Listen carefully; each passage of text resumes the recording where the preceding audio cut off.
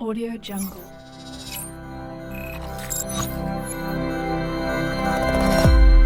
Audio Jungle.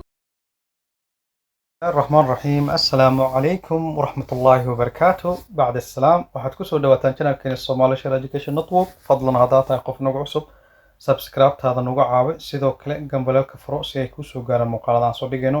Videogan maanta waxaan ku qaadanaynaa qaabka aan WhatsApp-ka dark mode aan ugu dhigin lahayn. mar alla markii aan soo galnay WhatsApp-keena waxaan aragnaa aftiin saayid ah. aftiinkaasna wuxuu khatar ku yahay indhaheena haddii ahaaleed maalin iyo habeenbo.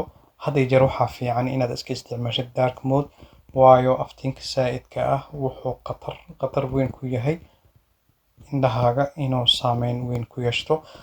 si aan dark modekaas aan active gareysno qaybtan saddexda dhibcood ayaan click leeyahay. click markaan dhahno kadibna settingka ayaan dooranaynaa.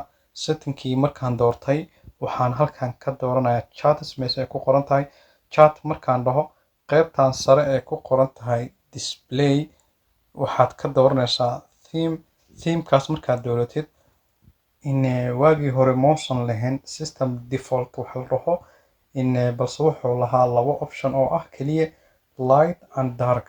light and dark u dhiganto aftiinka oo hadeertaan WhatsApp-ka saad arkaysid gebi ahaan waa cadaan, darkagana waa midka aan rabno inaan ka dhigano.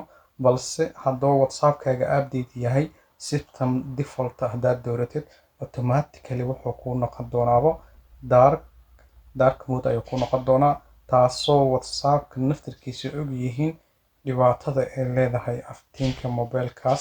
haddii adi oosan ku lahayn system defaultgaas dark mode ahaan ama oosan kusoo bandhigaynin waxaad ka dooranaysaa optionka saddexaad ee ugu hooseeya ee ku qoran tahay dark markaad dhahdid kadibna okay ayaan leenahay. okay markaan dhahno had iyo jeer WhatsApp-keena wuxuu noqon doonaa mid sidaan mugdi u ah in khatarta indhaha oo naga saameynaynin aad iyo aad ayay u yaraanaysaa. muuqaalkeennana halkan ayuu ka eg yahay. intaan videoga xiga aan ku kulmeyno waxaan ku leeyahay asalaamu calaykum waraxmatullaahi wabarakaatu.